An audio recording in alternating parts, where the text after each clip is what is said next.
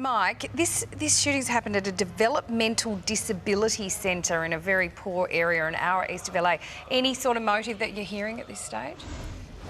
Well, Sam and Koshi, we understand it's some kind of government building. So whether that was the only facility that was inside that building, we also understand up to 200 people may have been in that building. So it's a very large building. What is troubling here, I know you've been speaking about it this morning already, that there are 3 gunmen involved in this. And I've covered too many of these shootings here in America, and it normally is a lone shooter. So the big fear among the FBI investigators who are rushing to the scene right now is that this could be an act of terrorism, especially so close to what happened, of course, on the streets of Paris. It's very unusual to see multiple gunmen in these types of shootings, which happen too frequently here in America. So this may be, if it's true, and often in these early reports, we hear reports of multiple gunmen, they end up being a lone single gunman. But if it's true that there are multiple gunmen, as coordinated as these early reports are indicating, this could very well be an act of terrorism. Obviously, very, very early stages. The fact that these gunmen are still not being captured or killed is a major concern for police here. And just to pick up on what Ange was just saying, this is a remote part of Los Angeles, probably an hour and a half given traffic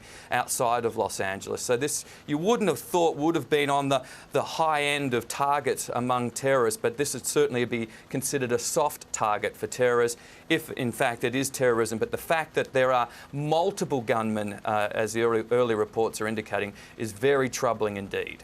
Mike, do we know yet what else was in that complex? It seems, as you say, strange that someone would target, a developmental disabled facility in this way. Yeah, I'm also hearing that there may have been some kind of government facility to do with healthcare. So it's a major building, perhaps with multiple businesses, multiple agencies in that building. We also understand a school is not far from there. The kids, their older kids, teenagers, have been locked down. So obviously they're very, very frightened, and police are still on the scene, still trying to find out where these gunmen or gunmen are, and are they still on the scene? Do they have hostages, or are they at large? So that's what they're urgently trying to see now. But as you can see, these pictures that are coming in, this still looks very much a scene that they do not think is under control at this stage. Mind you, they wouldn't take any chances until they know for certain that the gunmen have been killed or captured. But it certainly looks, just looking at these pictures, like this scene is still very much active. Mike, there are reports coming in that a robot has been sent into this building to detonate a suspect device, the bomb squad robot. Is that unusual? We just asked Ange this. Is that unusual for a mass shooting? I mean, America has so many of these mass shootings. Is there always the concern that after the shooting comes a bomb? Yeah, you might remember, Sam, after the Aurora cinema shooting, lone gunman, he rigged his apartment ready for police to come in who were going to raid that apartment after that shooting. He rigged it with explosives. So it's not out of the ordinary to see police take precautions to make sure that if there are explosives, they're not caught by those explosives. So we don't know whether this is just a precaution or in fact they know that something is in there. But I think it probably at this stage, if they have any doubt about anything that's been left in the vicinity of that building, they would absolutely take every precaution. So it's not an indication that there definitely is explosives in that building, but certainly it's, again, very troubling. And, we see in these scenes, and I've seen them all too often, all the people coming out of the building with their hands in the air because, of course, police don't know who the gunmen are. So they're just trying to make sure that anyone that's coming out of the building are not, in fact, among those who are responsible. And, Mike, tragically, as you say, you've covered so many of these mass shootings in America. It is just extraordinary they keep going on, and they're still anti-tightening of the gun laws. Traditionally, these gunmen are white, sort of right-wing extremists, aren't they? Yeah, well, if they're not terrorists and they're I don't want to use the word normal, but that's terrible. They're what we're used to here, unfortunately, in America. They're normally young men in their late teens, early 20s who are disillusioned with life, and hold some grudge against either their school, their former workplace, or some individual. That's normally the pattern we see, and then in the following days we normally see that there has been some kind of indication that this is going to happen, that police and authorities have missed. Again, we don't know whether that's the case here or this is a case of terrorism, but certainly so close to Paris, the attacks there, I think police would be very concerned that this could be an act of terrorism. NBC, our affiliate in the United States, has their news chopper in the air. Let's listen in. Witness one female on a gurney being transported to an ambulance, and she has already been transported. She was alert and conscious from what we saw, so we don't know the extent of her wounds. And here are some other individuals. This is the San Bernardino golf course. There's a pack of individuals in this particular area, and then I believe I saw some people over here as well. So they're spread out, but they're in a secure area. That's what law enforcement wants right now. Yeah, certainly a number of patients that need to be triaged here, and we've been watching that unfold all morning long. Alex Vasquez telling us that he saw 6 people put in the back of a pickup truck and moved from the scene because despite the number of ambulances that responded and as quickly as they responded, you know, they need to get these people to a safe location as soon as possible. So it's really all hands in action here, trying to do the best they can for these people. And as you mentioned, still a very active scene here with the officers trying to clear that building. Megan, really. Let's go back to our US Bureau Chief, Mike Amor, who is watching what's going on over there. What are the latest reports, Mike? Well, Koshi, the LA Times is reporting that indeed 3 gunmen have escaped the scene. So that is very troubling. Again, if it's 3 gunmen, normally in these shootings it's a lone gunman, so that's a troubling development. They're also saying that this happened on the 2nd level of the south building of this complex, which we believe may have been offering some kind of services to the disabled. It's a group of buildings, we understand, and that the gunman burst in, you mentioned it, wearing body armour and masks, into a conference room and started shooting. And that SWAT police, when they began clearing that building, they found a suspicious device, which the bomb squad is now trying to defuse. Again, we are hearing reports, at least according to the LA Times here, that 3 gunmen have managed to escape this scene and now on the run, still at large, obviously of grave concern to people in this area. Again, a remote part of Los Angeles, about an hour and a half outside the centre of LA. Yeah, Mike, for people just joining us, we're looking at these pictures of, well, hostages, office workers, and when there is a mass shooting like this in a huge building like this, police bring these hostages out of the building with their hands in the air so they can try and work out who are the shooters and who are the actual victims.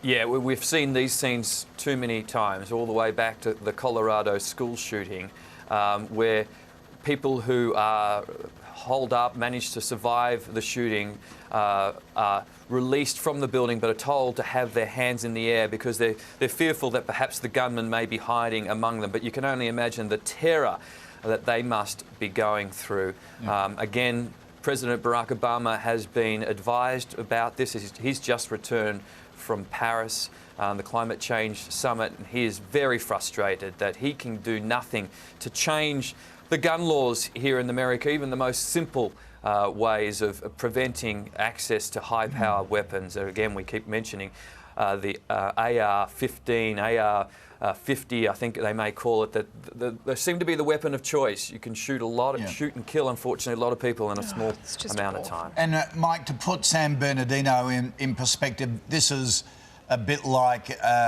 what Penrith is to Sydney, what Dandenong is to Melbourne, what Elizabeth is to Adelaide. Outskirts, commuter suburb. Governments try and decentralise government departments, and so they build little commercial complexes which house some of those government departments, and it really is a government building, isn't it? Yeah, a group of government buildings, and it's a small community, 20,000 people, and you most likely, if you've been to Palm Springs, have driven to Palm Springs, have driven through San Bernardino, but it's not a place you necessarily stop for. The major freeway goes through it. It's a small community, pretty sleepy, as you say, a commuter community here to downtown Los Angeles. It wouldn't be normally considered a target for terrorism, whether this is domestic terrorism, international terrorism, but the fact that the basics of this shooting seem to be different to what we normally hear, even in the immediate aftermath of the shooting, that there are 3 shooters, not one, is really, really troubling. Yeah, exactly. Okay, thanks, Mike. We're covering the latest mass shooting in the United States, the 352nd so far this year. Ange Cox is on the scene at San Bernardino. Ange, just describe for us what's going on there. Yeah, good morning, guys. We've just turned up here to the scene. I don't know if you saw behind me there, of what looks like office workers who were in that building being led down by police. There was another group, probably about 10 or 12 workers, walked down about 2 minutes ago with police. They're being loaded onto a bus to get them out of here. We did try and speak with them. Obviously, they're quite shaken up, and police insisted that they keep walking and couldn't stop to talk to us. But as you'd imagine, it's been locked down here by police. Just to sort of give you a lay of the land, probably about 2 Duncan, my cameraman, just to sort of show, he'll have to show you through the media here. There's a building over that way. We think it's the one with sort of orange brick with the domes on top of it, obviously being kept a good distance back from that. You can see just then how many media are here, but also the police, they're here blocking off this road. They're letting only police cars through this. This is Waterman Avenue. It's like one of the main thoroughfares here in San Bernardino. So normally it would be packed with traffic. But as you can see, police cars there with their lights on. As we were pulling up here, about 4 blocks away, we would have seen about a dozen police cars going lights and sirens, zooming past us in the opposite direction. We don't know where they were going. Possibly to, we've heard reports that that black SUV, a black SUV I should say, has been found abandoned. Here we go, just behind me you can see another group of these office workers who were in the building being led by police. Police have stopped us from speaking with them previously onto that bus. But yeah, sorry, as I was saying, we have heard reports that a black SUV has been found abandoned in the San Bernardino area. Potentially that's where we could have heard that dozen or so police cars zooming off to with lights and sirens. We just don't know. We have heard reports initially. We thought that these gunmen had targeted a business, a service that provides services for disabled people in the area, especially children. A lot of horror at the idea that these shooters would target a service like that. We're now hearing that it was in a building that actually offers conference facilities, and that a conference was being held today with county officials. We have heard reports from people who manage that building that they think it may have been, this room may have been let out to people from the health department. Still not very clear. Obviously can't draw too much there by way of what a motive may have been, but that is the latest that we are hearing.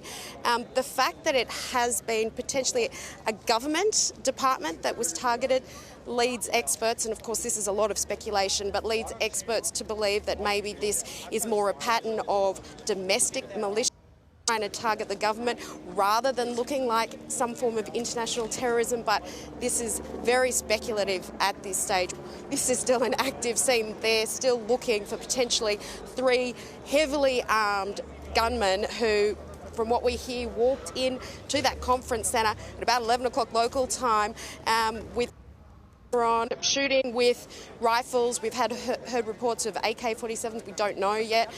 So if they're still out, very active scene here, quite tense. A lot of families down here, most where we are, but there are a lot of families here waiting because this is the meeting point for families who want to know that their loved ones who are working inside are all right. To Ange Cox, who is on the scene there at San Bernardino. Ange? Yeah, good morning, guys. I'm here at the roadblock. Media are being kept here, but also families of people who are inside the building have been told this is a meeting point to try and see them. You can see police cars, probably 3 dozen down here. We've seen the local police, the sheriff's police, the FBI, all down here with this active scene. Since we've been standing here, there have been probably 2 or 3 dozen workers that were actually in that building being walked down here, escorted by police, loaded onto buses and driven away. They'll obviously be questioned by police and investigators about exactly what they saw, what they heard, what the gunman may have said. Since we've been down here, I've had an opportunity to speak with a mum, 63-year-old Olivia Navarro. She has been down here for about 30 minutes. She told me for an hour she didn't know if her daughter was dead or alive. She said she got a phone call from her daughter inside one of those buildings. She's a case manager in there. She works with disabled children. She rang her mum and said she could hear gunshots. There was an active shooter in there. They said "I love yous" to each other. This mum standing here, she did hear about half an hour ago, she got a text from her daughter saying that she was all right, but she was still in tears. You can just imagine how horrific that hour would have been for her. Have a listen to some of what she said. Children and their families, I don't understand that.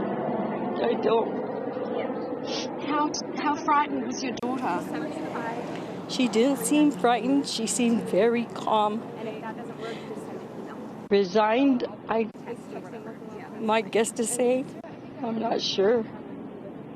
Did she tell you that she loved you? Was she worried that she might not make it out? I don't think she was. No, we just hung up. Of course, we said we love each other. She's my baby, of course. You're clearly in so much pain and anguish. How terrifying has this been for you? Very terrifying. It's a very terrible experience, but I feel sorry for the families of the victims that aren't here to kiss and hug their loved ones. Like, I'll be able to hug my daughter and kiss her and hold her, but there are families that won't be able to do that. Now, interestingly, I asked her what she thought about the gun laws in this country. Obviously, we're horrified every time we see one of these mass shootings that people can get hold of these weapons. And she said she has mixed feelings that no one should have access to these guns, but if you take them off the innocent people, then it's just the criminals and the bad people who have them, which has caused an argument we hear all the time here after one of these shootings. I also asked her if she was scared standing down here, given that we think these potentially 3 very heavily armed and dangerous shooters are still on the loose. And she said she's not scared, but she wants them dead. She hopes they get shot. She had very strong words for them, obviously very traumatised by what she's been through. I said, what are you going to do when you see your daughter? She said, I'm just going to hold her so tight and tell her I love her. Yeah, well, you would. It's incredible. To Ange Cox, who is on the scene there at San Bernardino. Ange? Yeah, good morning, guys. I'm here at the roadblock. Media are being kept here, but also families of people who are inside the building have been told this is a meeting point to try and see them. You can see police cars, probably 3 dozen down here. We've seen the local police, the sheriff's police, the FBI, all down here with this active scene. Since we've been standing here, there have been probably 2 or 3 dozen workers that were actually in that building being walked down here, escorted by police, loaded onto buses and driven away. They'll obviously be questioned by police and investigators about exactly what they saw, what they heard, what the gunman may have said. Since we've been down here, I've had an opportunity to speak with a mum, 63-year-old Olivia Navarro. She has been down here for about 30 minutes. She told me for an hour she didn't know if her daughter was dead or alive. She said she got a phone call from her daughter inside one of those buildings. She's a case manager in there. She works with disabled children. She rang her mum and said she could hear gunshots. There was an active shooter in there. They said "I love yous" to each other. This mum standing here, she did hear about half an hour ago, she got a text from her daughter saying that she was all right, but she was still in tears. You can just imagine how horrific that hour would have been for her. Have a listen to some of what she said. Children and their families, I don't understand that. I don't. How frightened was your daughter? She didn't seem frightened. She seemed very calm. Resigned, I might guess to say. I'm not sure. Did she tell you that she loved you? Was she worried that she might not make it out? I don't think she was. No, we just hung up. Of course, we said we love each other. She's my baby, of course. You're clearly in so much pain and anguish. How terrifying has this been for you? Very terrifying. It's a very terrible experience, but I feel sorry for the families of the victims that aren't here to kiss and hug their loved ones. Like, I'll be able to hug my daughter and kiss her and hold her, but there are families that won't be able to do that. Now, interestingly, I asked her what she thought about the gun laws in this country. Obviously, we're horrified every time we see one of these mass shootings that people can get hold of these weapons.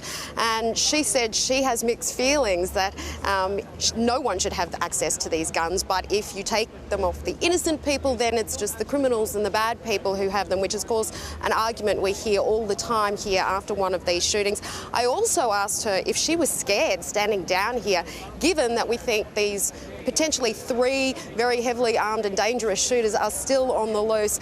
And she said she's not scared, but she wants them dead. She hopes they get shot. She had very strong words for them, obviously very traumatised by what she's been through. I said, what are you going to do when you see your daughter? She said, I'm just going to hold her so tight and tell her I love her. Yeah, well, you would. It's incredible. Just before the break, we heard from one of the relatives of the office workers that witnessed this shooting.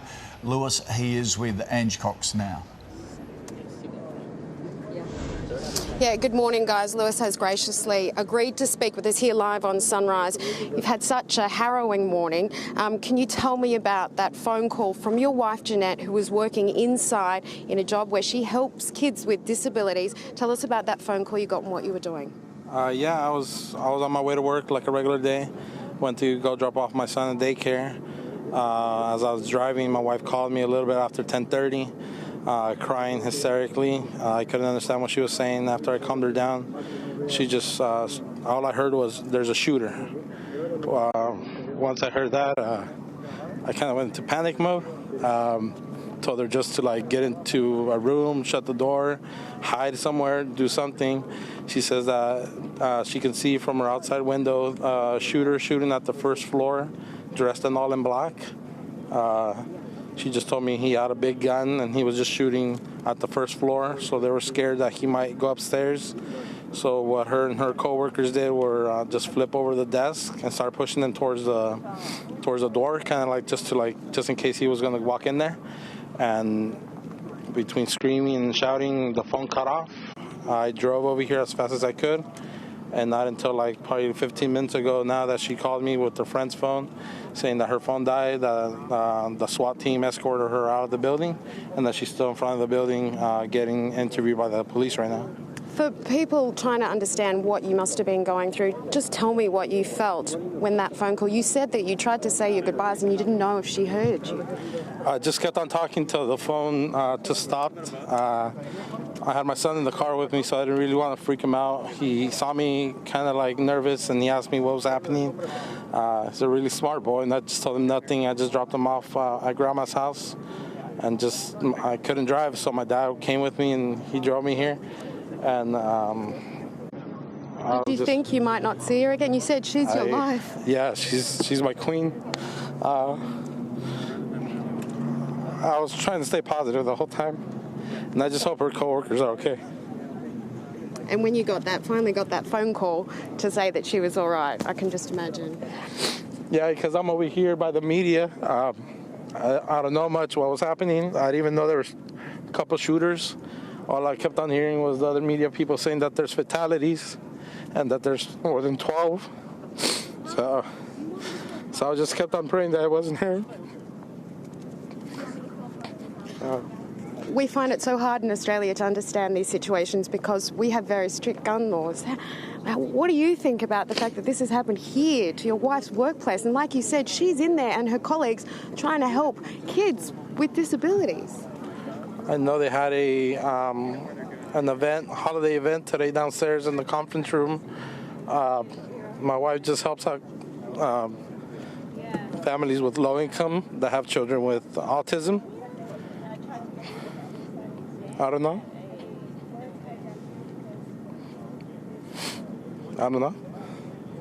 Thank you so much for speaking with us. We really appreciate you chatting with us. I know this is a really hard time and we're really happy that your wife's okay. Thank you. Thank you. Guys, just such an emotional scene down here. Obviously, really, really tough situation. He told me, but that from the first phone call he got from his wife while he was dropping his 3-year-old at school, that it was probably about 2 hours before he got that second phone call from his wife saying that she was okay, and you could see the distress there, how hard it was for him. Yeah. At least 14 people are dead and 17 are injured after another mass shooting in the United States. It happened at a disability centre in San Bernardino in California. In just the past hour, police closed in on at least one suspect. Live now to Mike A. Moore in our US Bureau. Mike, in a major development, police pulled over an SUV and exchanged gunfire with the suspects. Yeah, and it's been a dramatic last hour, which may have seen, hopefully, the conclusion to what has been a horrible day here in Southern California, where 14 people were massacred. Police approached a SUV carrying what they believe were the 3 gunmen, heavily armed gunmen, responsible for the massacre at a building not far from this scene you're seeing right now. There was a gun battle between police and the gunmen inside. One gunman, we understand, attempted to run for the vehicle and was shot and appears to have been killed.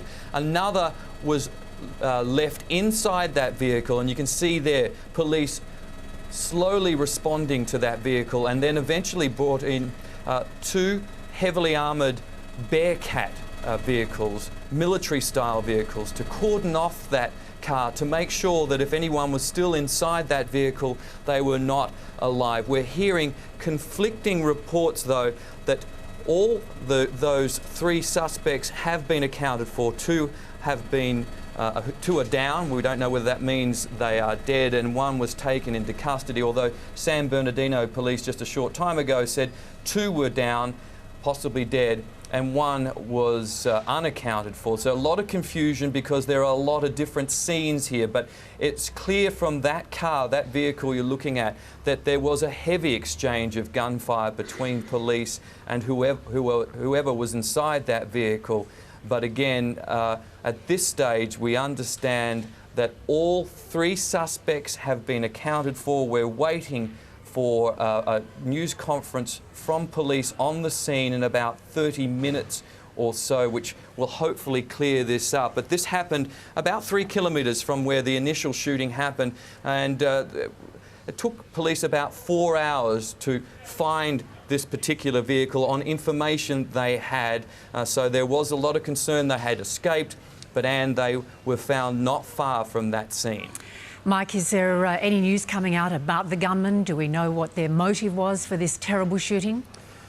Yeah, we're hearing different reports, Anne, that someone was involved in a meeting inside that building in a conference centre and left the building, stormed out of the meeting is the way it's being described, and returned with 2 other heavily armed people. That would seem extraordinary because this attack seems well coordinated. Normally here in America we see 1 gunman who is normally quickly either killed or captured. Here we have seen 3 gunmen, heavily coordinated, who managed to escape that building and it appears were involved in this shootout with police about 4 or 5 hours later. This is an extraordinary event. I've covered many shootings, too many shootings here in America, but this one is far different to the ones I've covered before. And how heavily armed were they, Mike? What weapons did the gunmen use? Well, those who are inside the building who took shelter say they were heavily armed with military-style weapons, and they were also wearing camouflage and what appears to be bulletproof vests, and as well as balaclavas. So look, if this was somebody who simply stormed out of a meeting that was angry, it seems extraordinary. This seems more like a heavily coordinated attack, which led a lot of people to speculate that this could be some form of terrorism, whether it's domestic terrorism or international terrorism, we don't know. But this is a sleepy part of Los Angeles. This is, you can see one of the wounded there, one of the 17 wounded, and we believe 10 of those are critical. This person being helped away by emergency services. This is an extraordinary event, even though mass shootings in America have become all too common, Anne. Yes, sadly, that type of incident is not unusual in America, as you say. Mike, we're going to go live now to our US correspondent Angela Cox, who's in San Bernardino. Ange, what's the situation where you are? Good morning, Anne. Just to set the scene for you, because it is a little confusing with so many crime scenes. I'm at the third crime scene here. I'm probably about 500 metres from where that SUV that we just saw was. Behind me, you can still see dozens of police cars with their lights still on. Although I have to say the situation, even since we have been here, probably about 15 minutes when we got here, police had their guns drawn. It was very tense. Since we've been here, they no longer have guns drawn. They're sort of standing around a lot more relaxed at the moment, but still a presence here. So that would be consistent with what Mike was reporting, that all three shooters are now accounted for. But there's no doubt this has been a very tense, traumatic day, especially for the families of those people who were holed up in that building. Earlier in the day, we were outside that first scene where the shooting took place. That was actually the meeting place for families. They were told to go there and wait for their loved ones when they got out of those buildings. We also saw, while we were down there, quite a few dozens of workers who were coming out of that building, who were being loaded onto buses and taken away. They were being interviewed by police because clearly they had seen something that could be of value to police. But while I was down there, I was able to speak with a number of relatives who, as you can imagine, spent a really harrowing few hours worried about whether their wives, sisters, husbands were going to make it out alive. I want you to listen to some of those interviews. They were very emotional. First up, Olivia Navarra, whose daughter, aged in her 30s, was working as a case manager, helping young kids with disabilities. She had rung her mum saying there's an active shooter. They said their I loves you. They were very scared. Have a listen. Our daughter's in there. She texted us about 30 minutes ago and said that there was a shooter. She thought he'd shot 10 to 20 people and they were hiding. She just said there was a shooting. She's scared. She's hiding in the closet with two other people. She said the guy came in next to her office and I guess started shooting. They locked themselves in her office. They seen bodies on the floor.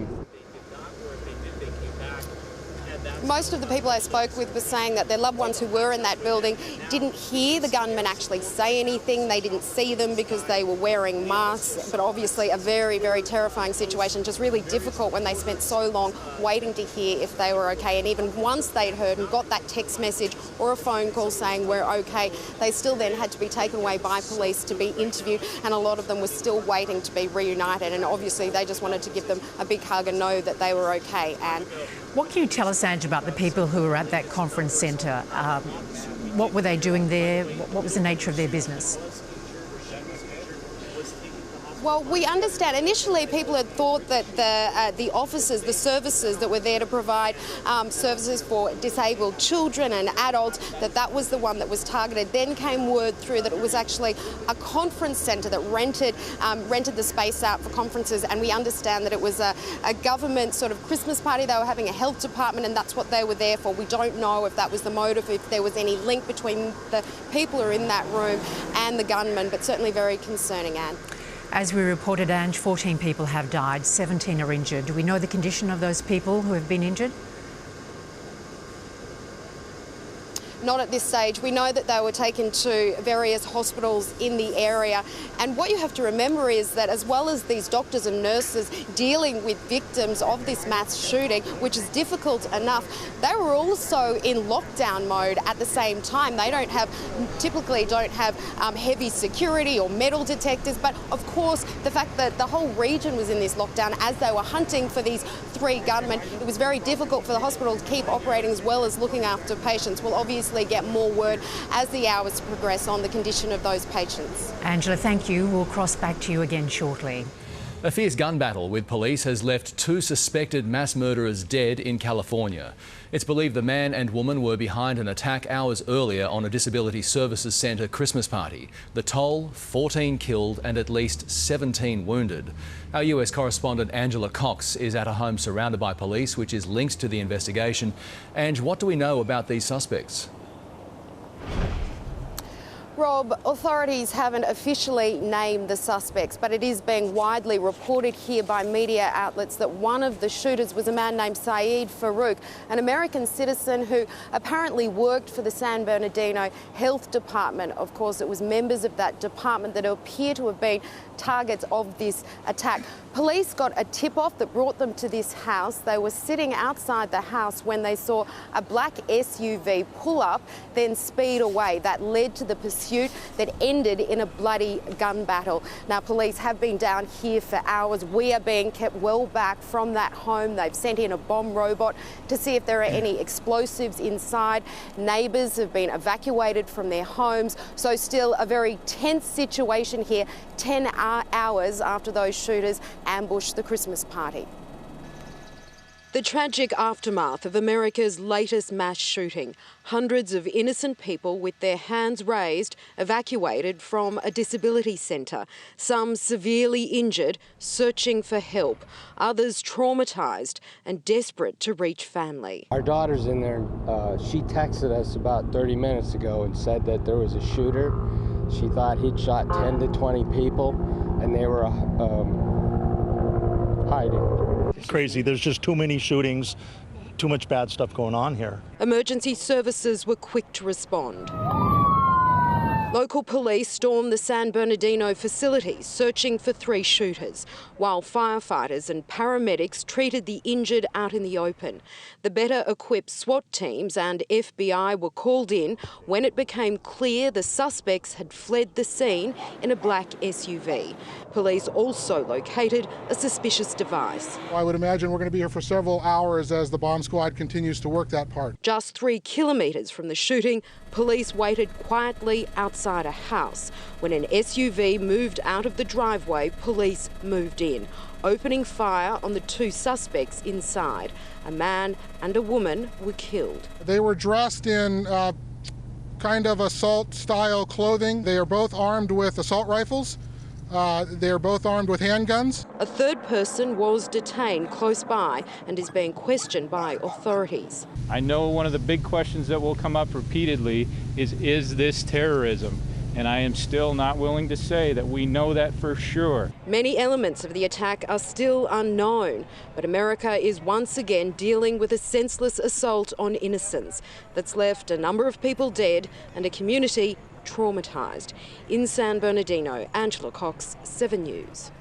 Now, US Bureau Chief Mike Amor is at the scene of the massacre in San Bernardino right now. Mike, 352 mass shootings in the US this year. It's ludicrous. Will anything change? Yeah, it is ludicrous, Rob, but nothing will change. President Obama has described it as the biggest frustration of his presidency, unable to get any changes to gun laws here, even basic changes to gun laws. And I've stood out the front of way too many massacres across this country, including a school massacre of 27-year-olds. Nothing changed then, nothing will change now. Like he has done so many times after shootings in this country. The president spoke again today. Let's listen to what he had to say. Obviously, our hearts go out to the victims and the families. The one thing we do know is that we have a pattern now of mass shootings in this country that has no parallel anywhere else in the world. Yeah, again, nothing will change when it comes to gun laws in this country. The gun lobby just far too powerful. Sadly, this will disappear just like the other aftermath of other shootings across this country in the following days, only to resurface again when another shooting happens further down the track, perhaps days, perhaps weeks. But it's the same old scenario, Rob. But again, Americans will not change their gun laws. Indeed. Mike Amor live from San Bernardino. Thank you. Good evening. America's never-ending gunfight has taken another tragic twist. There's been carnage at a Christmas party at a centre for the disabled in San Bernardino, California. 14 people were murdered, another 17 wounded by heavily armed attackers. Hours later, two suspects, a man and a woman, were themselves chased, trapped and killed by police in a massive gun battle. A third person has been arrested. California police say the attack took planning. Police close in on a black SUV just south of San Bernardino Airport. Its windscreen and bodywork shredded by gunfire. Look at all the bullet holes in the windshield. Inside, one of the shooters, a male and a female, behind a massacre at a disability centre just 3 kilometres away. They're saying hundreds, possibly 1,000 shots fired. Another lies dead in the street, an assault rifle nearby. He is down and he is not moving, more than likely deceased. Another suspect was detained, but it's uncertain whether they were involved. We have a third person that was seen leaving the area. He is detained. A police officer was also wounded in the gun battle that followed a murderous rampage about 10:30 local time. At the Inland Regional Centre, a facility catering for those with disabilities like autism and cerebral palsy. We do have some preliminary numbers of upwards of 14 people that are dead and upwards of 14 people that are injured. That toll later updated to 17 wounded. The killers were dressed in black military-style cargo pants, tactical vests with extra magazines, balaclavas. He was wearing a black mask. That's all she told me. Highly organised, but I will tell you right now, we do not know if this is a terrorist incident. As many as 600 employees work at the centre, but most of today's victims were outsiders attending a Christmas party. We had an event that was hosted in our auditorium, and I guess the shooting happened in there. Other staff heard gunfire, took cover. She said she was locked up in a room. There were some shooters. This man's wife saw a man in black. She just told me he had a big gun and he was just shooting at the first floor. She was evacuated from the centre. Staff told to keep their hands up until they were checked out. Police began a room-by-room search, but the gunman had already fled. Medics began first aid on the streets, rushing the more seriously wounded straight to hospital. Police, acting on a tip-off, traced the getaway car to a house in the nearby suburb of Redlands. A chase ensued, resulting in the shootout. Police say one man left that Christmas party angry after some kind of dispute, only to return minutes later heavily armed with at least one other person and began firing. They have identified that man as Saeed Farouk. His family has expressed shock. I have no idea. I have no idea. Why would he do that?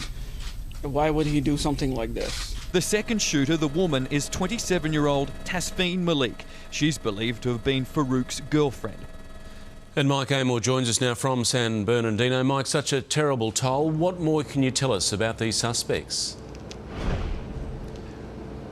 Well, Mark, Saeed Farouk was 28 years old. He was a US citizen. He was also a San Bernardino County employee, believed to be a food inspector. He was a Muslim, said to be quite devout, dividing his time between work and prayer. His 27-year-old female accomplice is Tasfeen Malik. We don't know much about her, whether she was a US citizen, but they were in some type of relationship, perhaps married, and they had a 6-month-old baby that they left with Farouk's mother. Mike, was there any religious aspect to this attack? Any possible connection with IS? Mark, that's not immediately apparent. They're still looking at that Christmas party and that dispute at that party. Muslim leaders were quick to condemn this massacre and have pleaded with Americans not to blame the wider Muslim community. Mark. OK, Mike Amor in California. Thank you.